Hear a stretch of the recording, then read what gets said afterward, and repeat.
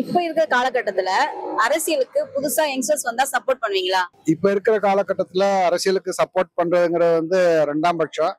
But ஆனா இப்ப இருக்கக்கூடிய வயது முதிர்ந்தவர்கள் சீனியாரிட்டி அப்படிங்கிற ஒரு பொசிஷன்ல பார்க்கும்போது அவங்க யாருமே அதை விட்டு கொடுக்கறதுக்கான மனப்பான்மை யார்கிட்டயுமே இல்லை. அதை விட்டு கொடுத்து இளைஞர்கள் வழி நடத்தி செல்வதற்கு வாய்ப்பு கொடுத்தா இப்ப இருக்கக்கூடிய இளைஞர்கள் நல்ல ஆளுமை திறனோட சிறப்பா கொண்டு போவாங்க அப்படிங்கிற நம்பிக்கை எனக்கு இருக்குது. அதனால அதை இருக்கக்கூடிய வயது முதிர்ந்தவர்கள் சீனியாரிட்டியின் அடிப்படையில அவங்கள ஊக்குவிச்சு அவங்கள கொண்டு வரணும்னு சொல்லி நான் மனதார பிரார்த்தனை பண்ணிக்கிறேன். புதுசா ஒரு அரசியல் ஸ்டார்ட் பண்றாங்க, அதுல யங்ஸ்டர்ஸ்க்கு நீங்க சப்போர்ட் பண்ணுவீங்களா? கண்டிப்பா. ஏன்னா யங்ஸ்டர்ஸ் வந்ததுன்னா தாங்க என்ன ஃபியூச்சர் என்ன பண்ணணும்னு தெரியும். அடுத்த ஜெனரேஷன் நீ பாருங்க, பல நோய் வருதுங்க, பொல்யூஷன் ப்ராப்ளம் வருது. இதுக்கெல்லாம் அடுத்து என்ன ஸ்டெப் எடுத்தால் அடுத்த ஜெனரேஷன் நோய் இல்லாமல் இருக்குங்க. இப்படியே குடிச்சிட்டுலேயே குதிரை வாட்டி கழுவிட்டு போயிட்டு இருந்தாங்க. நாளைக்கு ஒன்றுமே இல்லைங்க, எல்லாமே அழிஞ்சு போக. நாளைக்கு குழந்தைங்க 40 வயசு 50 வயசு தாண்டதே பெரிய விஷயமா இருக்குது. காரணம் ஃபுட்டுலேருந்து பாய்சனு, பொல்யூஷன் ப்ராப்ளம், எதுவுமே வாட்டர் மோல் கொண்டு எல்லாமே பாய்சனாகவே இருக்குது. கொஞ்சம் படித்தவங்க வந்தாங்கன்னா அவங்க இது மாற்று வழி என்னன்னு யோசிக்கிறதுக்கு ஒரு வாய்ப்பு இருக்கும். எப்படியாவது ஒரு இது பண்ணணுங்க. இவங்க என்னங்கிறாங்கன்னா அதுலேயே ஊட்டிகிட்டே இருக்கிறாங்க. அதை பொது சேவை செய்யறதுக்கு இளைஞனாக தான் முடியுங்க. எல்லாம் சுய சேவையிலேயே இருக்காங்க நிற்கிற அரசியல்வாதி எல்லாருமே அப்படித்தான் இருக்கிறாங்க. அது கொஞ்சம் இளைஞர் வந்தாங்கன்னா நல்லா இருக்குன்னு நம்ம அதேதாங்க. ஒரு இளைஞர்கள் வந்தால் நல்ல ஒரு ஒழுக்கு இதில் ஒரு அரசியலில் நல்லபடியாக செயல்பாடுகள் எல்லாம் நல்லா இருக்கும். அதுபோல் இளைஞர்கள் வர்றதுக்கு நாங்கள் எல்லாருமே ஆதரவு தரோம். நாட்டுப்பட்டு தேசப்பற்று நாட்டுப்பற்றுன்னு பார்த்துட்டிங்கன்னா பெரியவங்களை விட வயதானவங்களை விட இன்னைக்கு இருக்கிற யங்கஸ்டர்களுக்கு தான் இளைஞர்களுக்கு தான் ரொம்ப ஜாஸ்தியாக இருக்குது. அவங்க தான் ஒவ்வொன்று புதுசு புதுசாக பண்ணுவாங்க. அவங்களுக்கு வாய்ப்பு கொடுத்தா இனி இதை விட இப்போ இருக்கிறத விட இனியும் சூப்பராக இருக்கும், நல்லா இருக்கும். பெரியவங்களுக்கு தான் மெச்சூரிட்டி இருக்கும், அவங்களுக்கு என்ன தெரிய போகுது, சின்ன பசங்க பொறுப்பு இல்லாம இருப்பாங்க அப்படின்னு சொல்றாங்களே. இப்ப அவங்க பொறுப்புக்கு வரட்டும். சின்னவங்க பெரியவங்க வழிகாட்டியா இருக்கட்டுமே. நம்ம அவங்கள ஒதுக்குறதெல்லாம் கிடையாதுங்க. பெரியவங்க வேண்டான்னு சொல்ல வரலைங்க, அவங்க வழிகாட்டியா இருந்துட்டு போகும். இருக்கிற தவறுகள் சின்ன பசங்க 6 குறவாக தப்பு பண்ணலாம். இது பண்ண அவங்களுக்கு முதுமையில் இருக்கிறவங்களுக்கு அந்த அனுபவம் இருக்கும். அப்ப அந்த அனுபவத்தை பகிர்ந்துக்கலாம். அதுக்காக இல்லை நான் தான் சீட்டு விட்டு எந்திரிக்க மாட்டேன் தேவை வரைக்கும் அப்படின்னு உட்காந்துட்டு இருந்தாங்கன்னா அப்போ இளைஞர் என்ன பண்ண முடியுங்க? யங்ஸ்டர்ஸ்னா இளைஞர்களா முடியாதுங்க. ஏன்னா முடியாது. ஏன் அப்படி சொல்றீங்க? இவ்வளவு வருஷமா இருக்கிறானுங்க, ஒரு தலைமுறையா ஆண்டு வந்துகிட்டு இருக்கிறானுங்க. அவனுங்களே ஒன்றும் பண்ணலைங்க. அப்போ புதுசா உள்ள ஜென்ரேஷன் வேற என்ன மைண்ட் செட்ல இருக்கிறாங்க, என்ன இதுல இருக்கிறாங்கன்னு தெரியல. எல்லாம் குடியில பாதி, வழியில பாதி, அதாவது கஞ்சால பாதி, தண்ணியில பாதின்னு சொல்லி வாழ்க்கை ஓடிக்கிட்டு இருக்குது. இனி இவனுங்களை கொண்டு அங்க உட்கார வச்சு இருக்கிற நாட்டை ஃபுல்லா என்னதாக்கிறதா முடியுமே தவிர நடத்தி கொண்டு வருவானுங்கிறது நம்பிக்கை நம்மள்ட்ட இல்லைங்க. கண்டிப்பா சப்போர்ட் பண்ணுவோம். ஏன்னா நிறைய பேர் சொல்றாங்க சின்ன பசங்களுக்கு ஒன்றும் தெரியாது, மெச்சூரிட்டி கிடையாது, பெரியவங்களுக்கு தான் எல்லாம் தெரியும் சொல்றாங்க. அதை பத்தி அப்படின்னு எதுவும் இல்லை, சப்போர்ட் பண்ணுவேன். யங்ஸ்டர்ஸ் வந்தா சப்போர்ட் பண்ணுவோம் கண்டிப்பா. ஏதாச்சும் அவங்க பண்ண எந்த மாதிரி சப்போர்ட் பண்றாங்கன்னு நீங்க நினைக்கிறீங்க? இப்போ யங்ஸ்டர்ஸ்னா அவங்களுக்கு இப்போ தெரியும் என்ன பண்ணணும், இந்த மாதிரி என்ன இருக்குன்னு அவங்களுக்கு தெரியும். ஸோ அதனால யங்ஸ்டர் கண்டிப்பா சப்போர்ட் பண்ணுவோம். அவங்களுக்கு மெச்சூரிட்டி இருக்கு, சப்போர்ட் பண்ணுவோம். இந்த காலத்துக்கான மைண்ட் செட் இருக்கும், அதை பொறுத்து அவங்க இந்த ஜென்ரேஷனுக்கு எந்த மாதிரி பண்ணுமோ அந்த மாதிரி பண்ணுவாங்க. அதே ஓல்டு இது இருக்காது. ஓல்ட் ஜெனரேஷன் ரொம்ப corrupt, old type of thinking. அதுவும் மற்ற கண்ட்ரீஸ்ல நிறைய 20 இயர்ஸ்ல ஹைலி எஜுகேட்டட் பீப்புள் பார்மெண்ட் புது சேஞ்ச் பண்றாங்க. ஸோ நாங்கள் பார்த்துட்டு தான் இருக்கிறோம். ஸோ நம்ம இந்த கண்ட்ரிக்கு கொண்டு வரணும்னு இருக்கிறோம். ஃபர்ஸ்ட் சப்போர்ட் பண்றது ஓகே தான், ஆனா அனுபவம்ன்ற ஒண்ணு அவங்களுக்கு இருக்காது. இப்போ ஆரம்பிக்கிறாங்க அப்படின்னா கொஞ்சம் அனுபவம் இருந்திருந்தாதான் உண்டு. இல்லை அப்படின்னா அவங்களுக்கு என்ன பண்றதுன்னு தெரியாது. யங்ஸ்டருக்கு என்ன எப்படி ஸ்டார்ட் பண்றதுன்ற ஒரு அரசியல் பத்தி யாருக்கும் அவ்வளவு விழிப்புணர்வு இருக்காது. ஸோ கொஞ்சம் அனுபவம் யங்ஸ்டர்ன்றதை விட்டுட்டு கொஞ்சம் 30 ஏஜ்ல இருந்து அந்த கொஞ்சம் அனுபவம் இருந்தா கூட பரவாயில்ல. சின்ன வயசுல ஆரம்பிச்சிட்டோம் அப்படின்னா ரொம்ப கஷ்டமா தான் இருக்கும்னு நினைக்கிறேன். டெஃபினெட்லி அவங்க தான் இப்போ உள்ள ஜென்ரேஷன் வந்தாங்கன்னா எங்களோட மாதிரியான ஆட்கள் இப்படி கடையா வர்றதை நிறுத்திட்டு எங்களுக்குன்னு சுய தொழில் கொண்டு வர முடியும். ஏன்னா அவங்களுக்கு மட்டும்தான் எங்களோட வலி வேதனைகள் எல்லாமே புரியும். அப்படின்னா இப்போ உள்ள ஜென்ரேஷன் மட்டும்தான் அரசியலுக்கு தேவை. நிறைய பேர் என்ன சொல்றாங்கன்னா பெரியவங்களாலே முடியல, சின்ன பசங்க என்னென்ன முடிஞ்சிடும் அப்படின்னு சொல்றாங்க. இந்த கருத்தை நான் மறக்கிறேன்.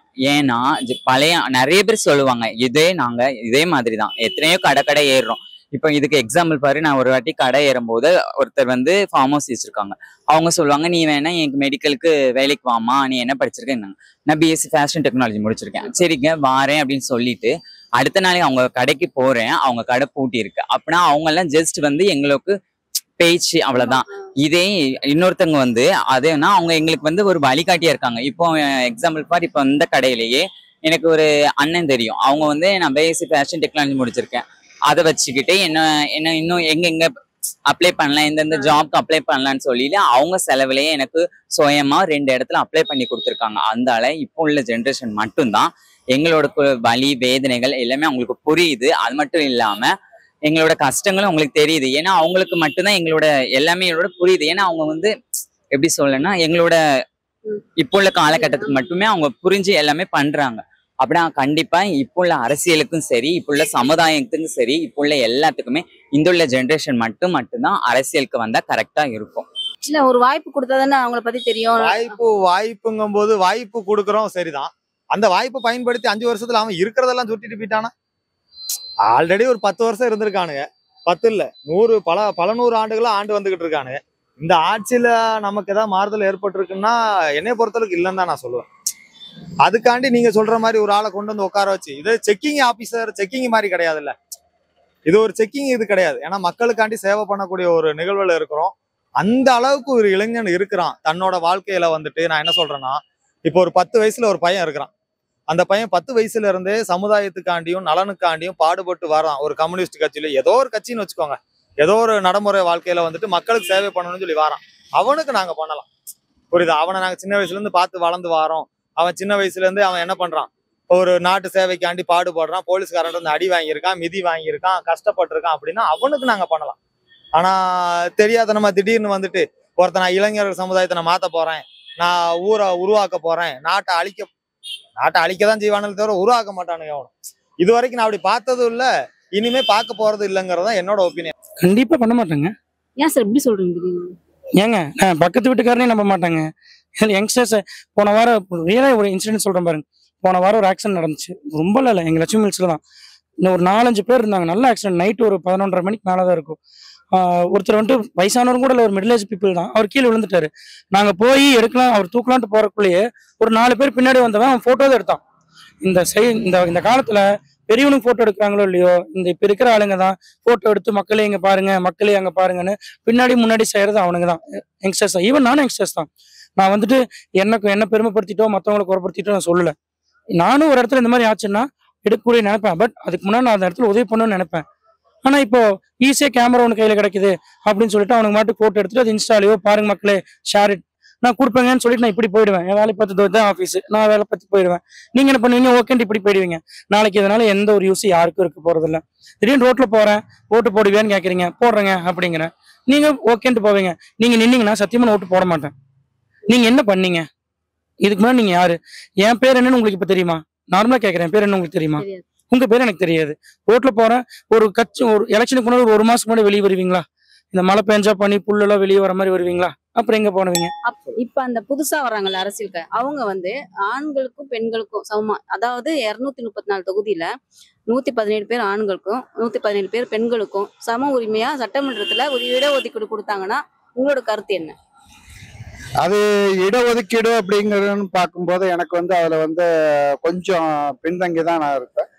ஏன்னு கேட்டீங்கன்னா இன்னைக்கு இருக்கக்கூடிய கால சூழ்நிலையின் படி பார்க்க போனோம்னா ரவுடிசமும் போக்கிரித்தனமும் தான் அதிகமா இருக்குது. அதனால எல்லா இடத்துலயும் வந்து நம்ம வந்து ஒருத்தருக்கு சப்போர்ட்டா போய் நிற்க முடியாது. அது ஆண் வர்க்கமா இருக்கட்டும் பெண் வர்க்கமா இருக்கட்டும், அதை பத்தி நமக்கு பிரச்சனை கிடையாது. பட் மன தைரியம் உள்ளக்கூடிய, எதை பத்தியும் கவலைப்படக்கூடாத ஒரு இது இருக்காங்க அப்படின்னாக்கா, ஹேண்டிடேட் இருக்காங்கன்னா அவங்களதான் நம்ம செலக்ட் பண்ணணும். இந்த 50-50 அப்படிங்கிறதெல்லாம் வந்து எனக்கு உடன்படிக்கை இல்லை. ஏன்னா எல்லா தொகுதியுமே வந்து எல்லாருக்கும் எல்லாம் சப்போர்ட்டா இருப்பாங்கன்னு சொல்ல முடியாது. அதனால அதை கொஞ்சம் அவாய்ட் பண்ணி அதை பரிசீலனை செய்து அதில் ரொம்ப போல்ட் அண்ட் பிரேவா இருக்கிறவங்களுக்கு சீட்டு கொடுக்கலாம் அப்படிங்கிற மாதிரி என்னோட கருத்து. இப்போ அப்படித்தானே கொடுத்துட்டு இருக்காங்க. இப்போ பார்த்தீங்கன்னா பெண்களுக்குன்னு சொல்லி என்ன சீட்டு வருதோ இல்லை பாதி இப்போ அப்படித்தானே கொடுத்துட்டு இருக்காங்க. நான் என்ன சொல்றேன்னா சமமா ஈக்குவலாக கொடுக்கணும். அதான் இல்லைங்க கொடுக்குறது தப்பு இல்லைங்க. நம்ம என்ன சொல்றோம்னாங்க பெண்களை ஆண்களை பிரிச்சு பார்க்கறது இல்லைங்க. திறமை இருக்குதா அதுதான் வேணுங்க. அது நீங்க பூராமே பெண்களா இருந்தாலும் சந்தோஷம் தாங்க. நீங்க தலைவியாகி உங்க செயலாளர் உங்க பொண்ணு உங்க தாத்தா பாட்டிங்கிற மாதிரி அதான் உங்க பரம்பரையிலேயே போயிட்டு இருக்கோம். அப்ப இது நியாயம் இல்லையே. நீங்க மெயினா இப்ப கேட்ட கேள்வி என்ன, இளைஞர்கள் வந்தா நல்லா இருக்குமான்னு கேட்டீங்க. அதே மாதிரி பெண்ணா இருந்தாலும் ஆணா இருந்தாலும் பெண்களுக்கு சதவீதம் கொடுக்கறதுக்கு இது இருந்தாலும் ஆனா திறமையோட கொடுக்கும். நம்ம ஆமோதிப்புங்க. டேலண்ட் இருந்ததுன்னா கண்டிப்பா ஆமோதிப்போம். மெச்சூரிட்டி இல்லைங்க. எதுவும் கையில கொடுத்தாதானே, சைக்கிள் கொடுத்தாதானே ஓட்டி பார்ப்பான். 2-3 தடவை விழுகணும் தான், அப்புறம் எந்திரிச்சா அப்புறம் அவனும் ஓட்டிக்குவோம். எல்லாரும் இளைஞரா இருந்தா முதியோர் ஆகுறாங்க. ஆனா வந்து இந்த சிட்டிவே கொடுக்கணும். அவங்க எல்லாம் முடிஞ்சது. மொத்தமா சரக்கடை வச்சுன்னா எல்லா இளைஞரும் நல்லா இருப்பாங்க. அது வரல சிரமம் தான். அது கோயம்புத்தூர் படுமோசம் ஆயிடுச்சு. டிபெண்ட்ஸ். ஏன்னா ஒவ்வொருத்தரோட மைண்ட் செட்டு ஒவ்வொருத்தரோட ஐடியாலஜி மாறும். ஏஜ் மட்டுமே முக்கியம் இல்லைங்கிற மாதிரி நான் நினைக்கிறேன். எக்ஸாக்ட்லி. கண்டிப்பா கண்டிப்பா. இப்போ ஒரு பெண்ணோ ஒரு ஆணோ யாரு வந்தாலுமே இப்போ அவங்க வந்து மோஸ்ட்லி வந்து மிஞ்சி போனா வந்து அடித்தட்டத்துல இருக்க குழந்தைகள்ல இருந்து ஸ்டார்ட் பண்ணுவாங்க. யாரா இருந்தாலுமே இப்போ நிறைய பேர் எக்ஸாம்பிள் அப்பா ஜெயலலிதா அம்மா, எம்ஜிஆர், கருணாநிதி சார், மு க ஸ்டாலின் அவங்க எல்லாம் எக்ஸாக்ட்லி பிரசவத்துக்கு இலவசம் சொன்னாங்க. அது பிறந்த பச்சிளம் குழந்தைகளுக்கு சொன்னாங்க. நிறைய கொண்டு வந்தாங்க. ஆனா திருநங்கைக்கு மோஸ்ட்லி முக்கியத்துவம் கொடுத்தது ஜெயலலிதா அம்மா. அவங்கள மறக்க மாட்டேன் நான் எப்பவுமே. அதே மாதிரிதான் நான் சொல்றது. திருநங்கைகளை வந்தாங்கன்னா அவங்க இப்போ கூட நிறைய கட்சிகள்லாம் அடித்தளத்துல தான் இருக்காங்க. ஆனா யாருக்கும் தெரியாது. அவங்க எல்லாம் இப்போ எக்ஸாம்பிளுக்கு அவங்க ஒரு எம்எல்ஏ மினிஸ்டர் அப்படி அவங்க இதுல வந்தாங்கன்னா அவங்க எங்களுக்கு சப்போர்ட் பண்ணுவாங்க. எங்க இதுல இருந்து இப்படி தர்மம் கேட்கறது, ப்ராஸ்டியூட் பண்றது தடுப்பாங்க. எங்களுக்கு சுய வேலை சுயமரியாதை எல்லாமே கிடைக்கிற மாதிரி பண்ணுவாங்க. அதே மாதிரிதான் அவங்க கொஞ்சம் முன்னிலைக்கு கொண்டு வர்றதுக்கு மற்ற கட்சிக்காரங்களும் எல்லாருமே சப்போர்ட்டா இருக்கணும். அதுதான் என் கருத்து. மொத்தத்துல நீங்களோட சப்போர்ட் யங்ஸ்டர்ஸ்க்கு இருக்கும் நீங்க சொல்றீங்க. மொத்தத்துல எங்களோட கஷ்டங்கள் எங்களோட எல்லா கண்ணீர்கள் எல்லாமே போக்கணும். நாங்களும் சக மனுஷங்கள் மேல வாழணும். எல்லாரும் போல ஒரு ஆண் பெண் திருநங்கை 3வது பாலினமா வந்தது. அதே மாதிரி திருநங்கையும் சகமா வாழ முடியும்னா யங்ஸ்டர்ஸ் தான் எப்பவும் சரி அரசியலுக்கு வரணும். வணக்கம் மக்களே. இப்போ இளைஞர் சமுதாயம் ஆட்சிக்கு வந்தா எவ்வளவு ஆதரவு கிடைக்கும்னு நம்ம கோயம்புத்தூர் மக்கள் சொல்லியிருக்காங்க.